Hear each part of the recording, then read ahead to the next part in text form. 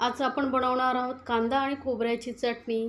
आणि ही चटणी तुम्ही महिना 2 महिने स्टोअर करून ठेवू शकता. अजिबात खराब होणार नाही. त्यासाठी काही ट्रिक्स आहेत ज्या वापरून तुम्ही ही चटणी बनवू शकता आणि त्यापासून 100हून जास्त तुम्ही रस्सेदार भाज्या बनवू शकता. अगदी एवढ्या रस्सेदार भाज्या चविष्ट लागतात की तुम्हाला सतत ती चटणी बनवत राहणं वगैरे काहीही झंझटमारी राहणार नाही. झटपट तुम्ही घरी कोणी पाहुणे वगैरे आले तरी झटपट ग्रेव्हीवाल्या भाजी बनवू शकता. तर त्यासाठी इथे मी 1 किलो कांदे घेतलेले आहेत, 3 लसणाच्या कांड्या घेतलेल्या आहेत. सोबतच इथे 2 मोठ्या खोबऱ्याच्या वाट्या साधारण वजनाला पाव किलो आहेत अशा घेतलेल्या. तर कांदा आपण बारीक चिरून घेणार आहोत, लसूण सोलून घेणार आहोत आणि खोबरं एकदम बारीक किसून घेतलेलं आहे बघा. किसणीवरती किसायचं आहे. तर हे मी खोबरं अशा किसणीवरती मी किसून घेतलेलं आहे. आता आपण हे खोबरं गॅसवरती भाजून घ्यायचं आहे एकदम लो गॅसवरती.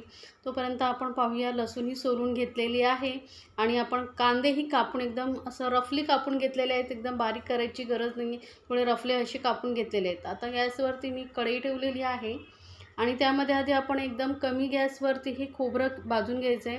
कारण सुकं खोबरं आहे त्यामुळे ते लगेच करपू शकतं. त्यामुळे एकदम लोवरती आपल्याला हे सतत मिक्स करत आपल्याला परतून घ्यायचं आहे. तर बघा लगेचच हे खोबरं परतलं जातं. त्यामुळे काळजी घ्या, सारखं त्याला मिक्स करत राहा म्हणजे खोबरं खालून जळणार नाही. तर बघा मस्त खोबरं आपलं भाजलं गेलेलं आहे. ते एका प्लेटमध्ये काढून घेऊया आणि सेम कढईमध्ये आता आपण कांदा भाजून घेणार आहोत. तर सर्व कांदा मी एकसाथ घालते. जरा कढई माझी मोठी आहे म्हणून.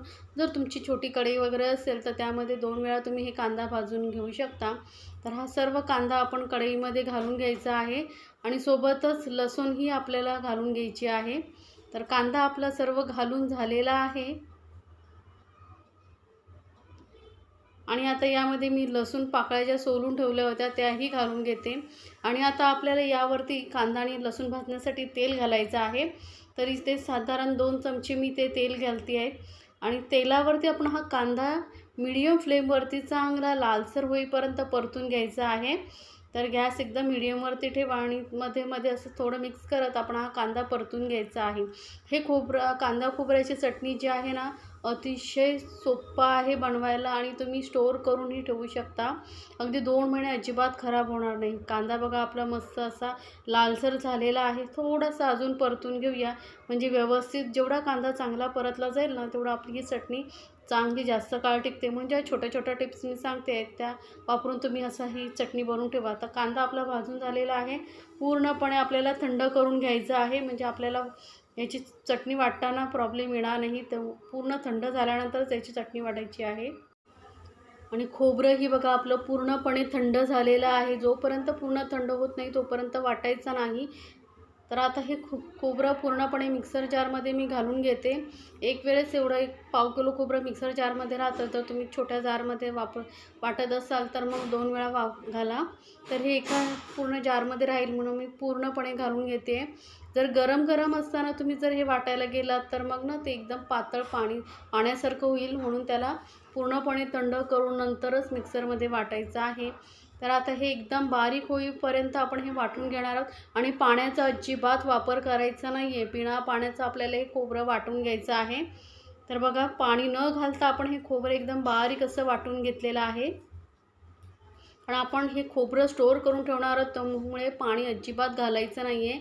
पाणी जर घातलं तर ही चटणी लवकर खराब होऊ शकते.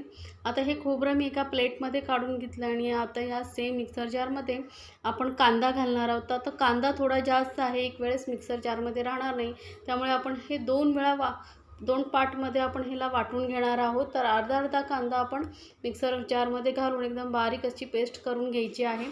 कांदा वाटतानाही आपल्याला पाणी वापरायचं नाही आहे कारण थोडा कांद्याला पाणी सुटतं, थोडा ओलसरपणा येतो. त्यामुळे पाण्याचा अजिबात वापर करायचा नाही आहे. आता हे कांदा मी वाटून घेते. तर कांदाही आपला बघा एकदम बारीक वाटून झालेला आहे. पाणी अजिबात घातलेलं नाही तरी कांद्याला पाणी सुटतं त्यामुळे तो पातळ दिसतो. आता हे खोबरं आपण यामध्ये घालणार आहोत. खोबरंही आपण 2 पार्टमध्ये डिवाईड करून घ्यायचं आहे म्हणजे आपल्याला वेगळं मिक्स करायची गरज नाही आहे. एकसाथ खोबऱ्याबरोबर हे कांद्याबरोबर हे खोबरंही व्यवस्थित मिक्स होतं. त्यामुळे अर्धा खोबरंचा किस घालून आपण परत थोडा 1 मिनिटभर परतून मिक्सरमध्ये फिरून घ्यायचं म्हणजे व्यवस्थित कांदा आणि खोबरं मिक्स होतं. किंवा तुम्ही मग कांदा आणि खोबरं दोन्ही एकत्र हातानेही मिक्स करू शकता, पण ही एक इझी प्रोसेस आहे, त्यामुळे मी या पद्धतीने करते बघा. दोन्ही एकदम फिरून घेतलेलं आहे. आता हे एका डब्यामध्ये वगैरे तुम्ही स्टोअर करून ठेवू शकता. तर मी काढून घेतलं आणि सेम मिक्सर जारमध्ये उरलेला कांदा होता तो आपण घेऊन वाटून घेतलेला आहे. तर ही आपली कांदा खोबऱ्याची चटणी तयार आहे. तुम्ही ही स्टोअर करून ठेवू शकता फ्रीजमध्ये. आता यापासून आपण भाजी बनवणार. तर इथे मी कढईमध्ये पॅनमध्ये 2 चमचे तेल घेऊन थोडेसे कढीपत्ते घेतलेले आहेत. कढीपत्ता थोडासा तडकून घ्यायचा आहे, म्हणजे त्याचा फ्लेवर खूप छान येतो. तर एकदम लो फ्लेमवरती आपण कढीपत्ता परतून घेतलेला आहे. तर कढीपत्ता परतल्यानंतर यामध्ये घालायचं एक बारीक चिरलेला टोमॅटो. आता यामध्ये आपल्याला आलं लसूण पेस्ट वगैरे घालायची काहीच गरज नाही आहे. तर ही आपली भाजी रस्सेवाली खूप छान होणार आहे. तर ही झटपट प्रोसेस आहे. तर गॅस बंद एकदम लोवरती आपण हे टोमॅटो चांगलं शिजवून घेतलेलं आहे 1 मिनिटभर झाकून. तर टोमॅटोही बघा एकदम सॉफ्ट झाला आहे.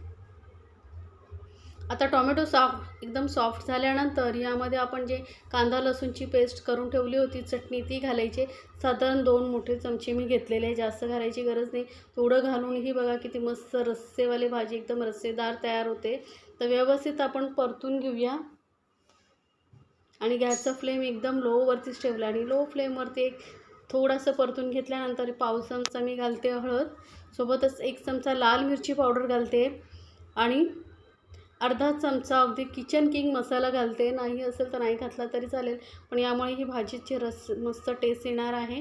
तर थोडासा मसाला आपण परतून घेतल्यानंतर एक बटाटा मी छोट्या फोड्या करून घेतलेल्या आहेत तो घालते. थोडासा मसाल्यांमध्ये आपण हा परतून घेणार आहोत बटाटा. तर आता इथे आपण बटाटा थोडंसं परतून घेतल्यानंतर यामध्ये आपण घालणार आहोत वांगी. तर इथे मी 2 वांगी बघा पाण्यामध्ये कापून ठेवली होती, त्यामुळे वांगी काळी पडत नाही, त्यामुळे पटकन आपण कापून पाण्यामध्ये ठेवायची. आता ही वांगीही आपण घालून घेणार आहोत.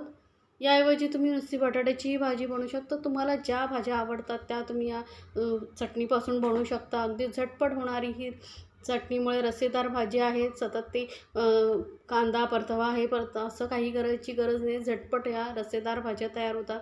घरी कोणी पाहुणे वगैरे आले असेल तर झटपट तुम्हाला भाजी बनवायची असेल तर रस्सेवाली भाजी बनवू शकता. आता यामध्ये थोडंसं पाणी घालून आपण ही भाजी व्यवस्थित शिजवून घेणार आहोत. जास्त पाणी घालायची गरज नाही, थोडंसं पाणी घातलेलं आहे. तर आता बघा थोडंसं पाणी थोडं मला कमी वाटतं आहे, त्यामुळे थोडंसं आपण अजून पाणी यामध्ये ॲड करूया, म्हणजे बटाटा व्यवस्थित शिजला जाईल. आणि एकदम लो फ्लेमवरती आपण ही भाजी शिजवून घेणार आहोत. तर आता यामध्ये घालूया चवीनुसार मीठ आणि मिक्स करून आपण ही भाजी शिजत ठेवायची आहे आपल्याला. किती मस्त कलर आणि रस्सेदार अशी भाजी तयार होणार आहे आपली. तर आता याला झाकून एकदम लो फ्लेमवरती कमीत कमी 10 मिनटं आपण भाजी शिजेपर्यंत वाफवून घेणार आहोत. तर साधारण 10 मिनटं झालेली आहेत. आपण भाजी बघूया. तर मस्त बघा एकदम भाजी छान शिजली गेली आहे. मस्त रस्सेदार अशी आपली भाजी तयार झालेली आहे. कुठलाही कडधान्य किंवा कुठल्याही भाज्यांमध्ये अशी रस्सेवाली भाजी झाली ना खूप चविष्ट लागते. पोळीबरोबर भाकरीबरोबर एकदम अप्रतिम लागते. तर बटाटाही बघा एकदम सॉफ्ट झालेला आहे. तर मस्त अशी आपली भाजी तयार झालेली आहे. आता यामध्ये आपण थोडीशी वरून घालूया कोथिंबीर. बारीक चिरलेली कोथिंबीर घालायची आहे आणि गरम मसाला अर्धा चमचा मी घालते. आणि गरम मसाला लक्षात ठेवा, जेव्हा भाज्या आपल्या पूर्णपणे शिजून होतात आणि तयार होतात त्यावेळेसच गरम मसाला घालायचा, म्हणजे कसं गरम मसाल्याचा जो फ्लेवर आहे ना तो भाजीमध्ये शेवटपर्यंत टिकून राहतो. आता व्यवस्थित मिक्स करून घेतल्यानंतर आपल्याला फक्त 1 मिनिटभर ना ही भाजी आपण एकदम लो फ्लेमवरती परत झाकून 1 मिनिटभरच शिजून घ्यायचा, म्हणजे गरम मसाल्याचा फ्लेवर पूर्ण भाजीमध्ये उतरेल. फक्त 1 मिनिटभर बघा आपण भाजी वाफवून घेतलेली आहे. तर मस्त अशी ही गरमागरम वांगी बटाट्याची भाजी आपली तयार आहे. पोळीबरोबर भाकरीबरोबर किंवा राईसबरोबर ही एकदम अप्रतिम लागते. तर नक्की बनवा आणि मला कमेंट्समध्ये नक्की सांगा. आणि तुम्हाला जर रेसिपी आवडत असतील तर चॅनलला लाईक्स कमेंट्स आणि सबस्क्राईब करायला विसरू नका. सोबतच बेल आयकॉनवरती क्लिक करा, म्हणजे माझ्या नवीन रेसिपीचे नोटिफिकेशन लगेचच तुमच्यापर्यंत पोहोचेल. आणि कमेंट्समध्ये जरूर शेअर करा तुम्हाला ही रेसिपी कशी वाटली ते.